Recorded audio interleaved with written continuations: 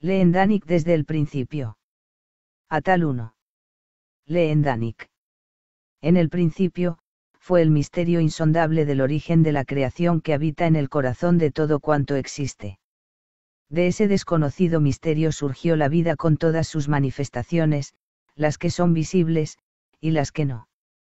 En aquel remoto tiempo la creación aún carecía de hombres tal y como son ahora, pero la vida palpitaba vigorosa y se desarrollaron especies vegetales, animales, y otras que para nosotros son desconocidas.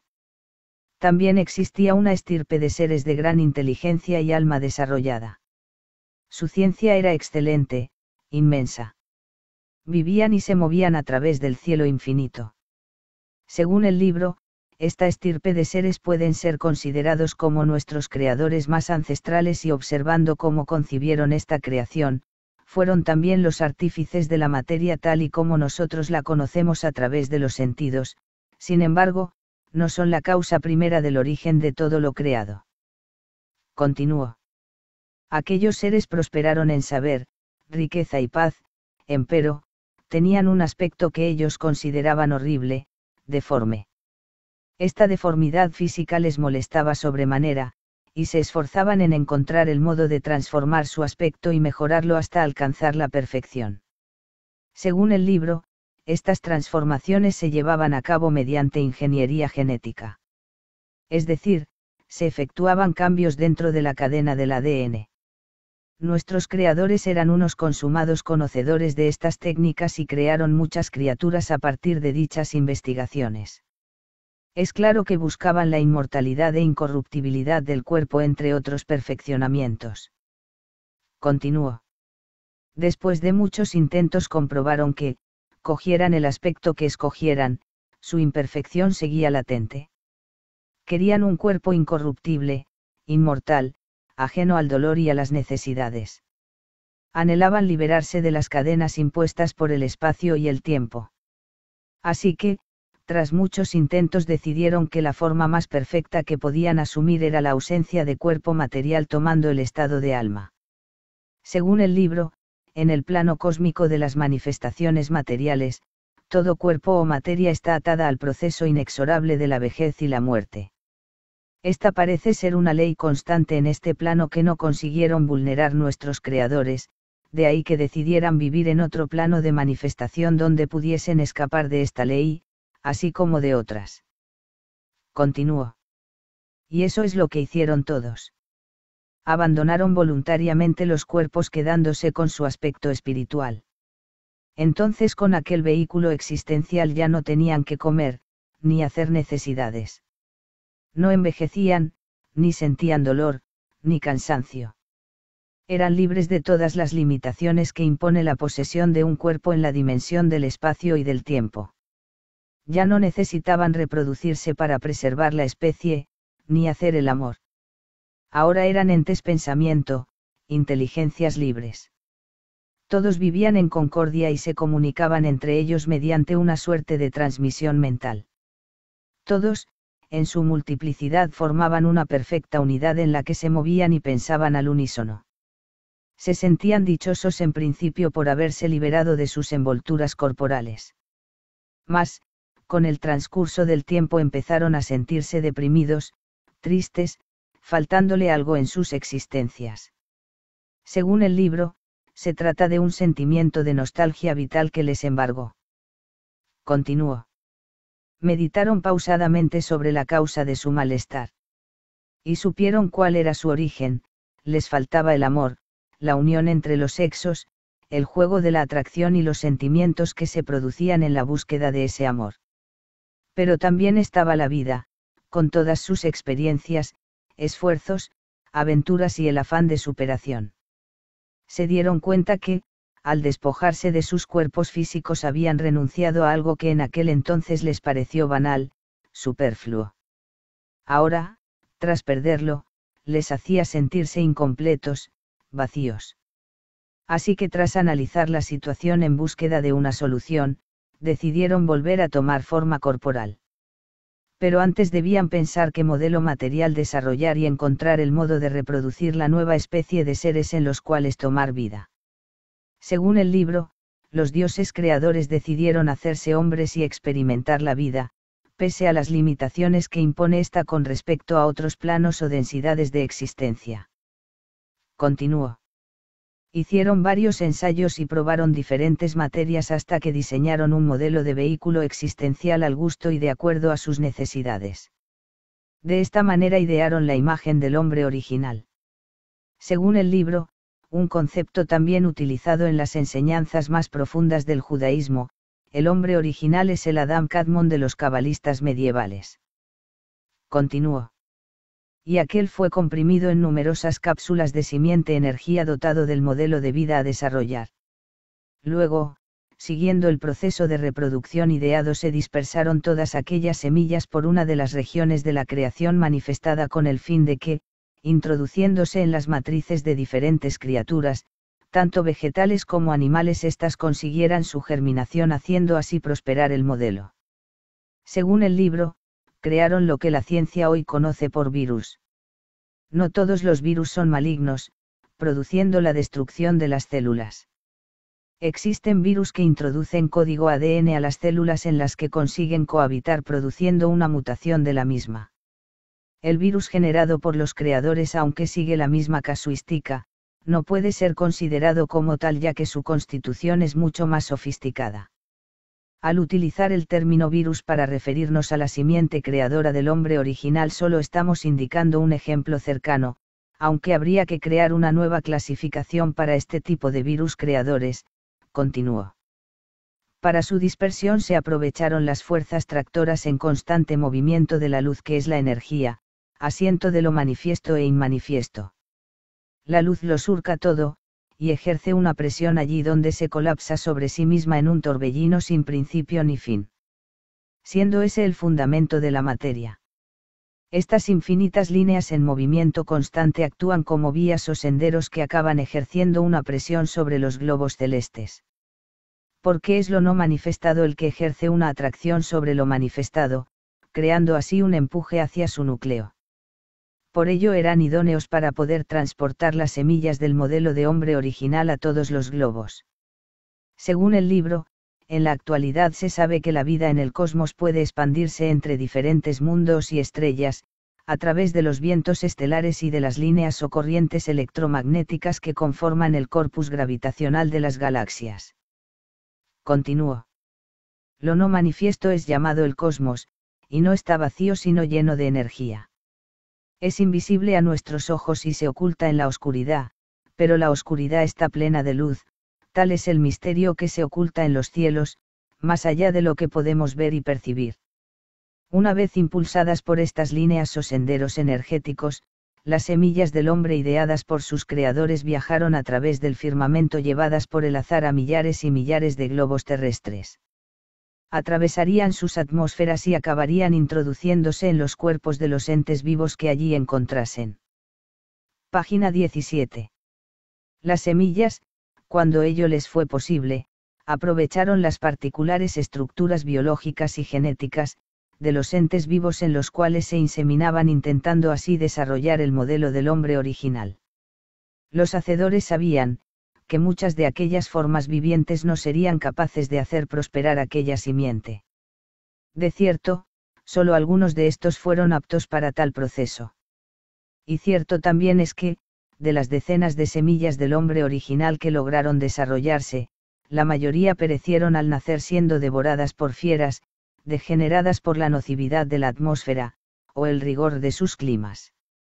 De esta forma solo sobrevivieron las que pudieron desarrollarse en un ambiente conveniente y sano para su existencia. Los creadores del hombre, esperaron un tiempo prudencial para ver el resultado de aquel trascendental experimento biológico, en el cual habían puesto todas sus esperanzas. Cuando lo creyeron conveniente, escrutaron toda la región del cielo, la cual habían sembrado de semillas hombre. Y constataron que, de entre los miles de globos que aquellas semillas habían logrado alcanzar en su viaje cósmico, solo en 3 habían podido desarrollarse plenamente. Estos 3 globos terrestres fueron los que se llamaron después, Edén, Hispanie, y Nigeriazi. En cada uno de ellos se desarrolló la simiente hombre, mas comprobaron que ésta no se manifestó de igual manera en ninguno de los tres. Observaron que en el globo llamado Edén, la simiente del hombre fructificó a partir de un árbol muy especial que solo allí crecía. Era semejante a un roble o una encina bien grande y frondosa. El fruto de dicho árbol era de tamaño considerable y parecido en su aspecto externo a una granada, mas también tenía ciertas características recordando al higo. Según el libro, puede sonar a increíble que un ser humano pueda surgir de una semilla vegetal, en este caso un árbol muy especial que es para nosotros desconocido. La semilla hombre elaborada por nuestros creadores actuaba como un virus benigno que solamente podía inocular su código ADN en células procreadoras que, desde luego, se dan en el reino vegetal también. Aunque suene a extraño, la semilla de este árbol fue capaz de admitir este ADN, y reproducirlo dentro del útero frutal. Esto es algo que nuestra ciencia quizás sea capaz de reproducir en las siguientes décadas, comprobando la veracidad de lo aquí afirmado. Continuó. El fruto de dicho árbol fue capaz de acoger en su seno a la simiente de los creadores. Después de un periodo de gestación, de aquel extraño árbol surgieron criaturas humanas de gran belleza física y con sus capacidades intelectuales anímicas bien desarrolladas. Y tal y como estaba programado en el plan, nacieron criaturas de sexo masculino y de sexo femenino. Pronto las unas se sintieron atraídas de las otras y se unieron, teniendo después descendencia que fue desarrollándose a la perfección en aquel globo terrestre. Estos fueron los primeros Eduen. El árbol que les dio la vida fue tenido por ellos como símbolo sagrado de su origen y recibió entre otros nombres, el de árbol de la vida. En el centro mismo de la capital de Edén hay uno de gran tamaño y belleza. Según el libro, a este árbol se le dio el nombre de Arbeol, queriendo decir, hacedor de los ancestros Be, refiriéndose a los primeros hombres creados.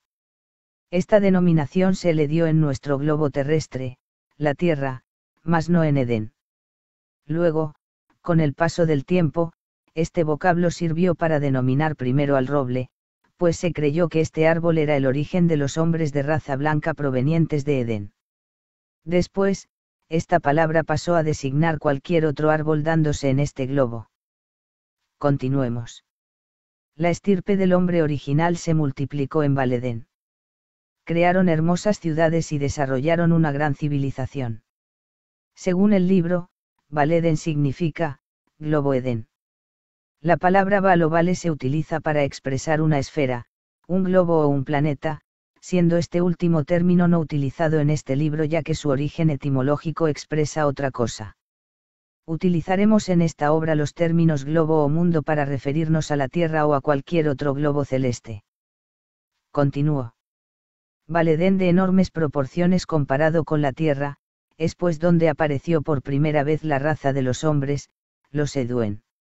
Según Eleazar, los Eduen tienen una elevada estatura superando los 2 metros. Sus pelos son rubios o cobrizos, ojos azules y color de piel claro y ligeramente rosado. La constitución física atlética y bien proporcionada. Continuemos. En otro globo del cielo infinito, situado en un cúmulo estelar que después se conoció con el nombre de Paleides, se desarrollaron otras semillas humanas cuyo aspecto y origen las diferenciaba de los Edu. Según el libro, los humanos que se desarrollaron en el corazón del cúmulo de las Paleides tenían una piel rojiza. Ojos rasgados de iris muy oscuro, pelos negros y lacios. Su estatura no es muy elevada y por lo general la constitución física es delgada. El vello corporal es más bien escaso y solían ser imberbes. Continuemos. No surgieron de un árbol, sino de otra especie viva que aquí en la Tierra desconocemos. Se desarrollaron en un globo inmenso mucho mayor que Valedén, que llamaron Hispanie. La atmósfera no les era benigna, produciéndoles frecuentes problemas de salud que les mermaban sus capacidades. La presión gravitacional era poderosa. Según el libro, Hispanie, es propiedad de Pa, se identifica con Padre y con el Dios Creador. Identificado por los Pales por la estrella de fuego el Sol.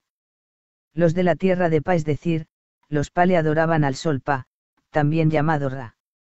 En muchas ocasiones era denominado, Para, que significa, Padre Creador. Aclaración antes de continuar. Según el libro, Nigeriazi significa los de semilla negra. Es decir, aquellos que poseían un aspecto de piel oscuro. Leleput, es la denominación dada por los Pale a la tierra. Y significa, es la pequeña tierra muy productiva o exuberante. Universe, es otra denominación dada a la tierra. Es el nombre dado por los Bere, queriendo decir es la primera de los Ver, mas también, es distante de los Ver, ya que este globo era considerado como el más lejano de entre los pertenecientes a los de la Confederación Eduen. Los Níger, son de tez parduzca oscura, grandes ojos almendrados de iris marrón oscuro, pelos negros y muy rizados, constitución física robusta y de estatura mediana. Continuemos con el libro. Nigeriazi era un globo muy pequeño comparado con Hispanie o Valeden, pero de gran exuberancia y belleza. Cuando los Níger, los hombres de la tierra, aparecieron sobre este globo existían grandes animales y saurios. Muchos de estos eran bestias feroces que atacaban con frecuencia ocasionando muerte y destrucción entre ellos. Así que, los primeros humanos que poblaron este globo terrestre fueron los Níger canibale, o sea, la gente negra de esta tierra. Antes de ellos no existía ninguna vida humana en la tierra.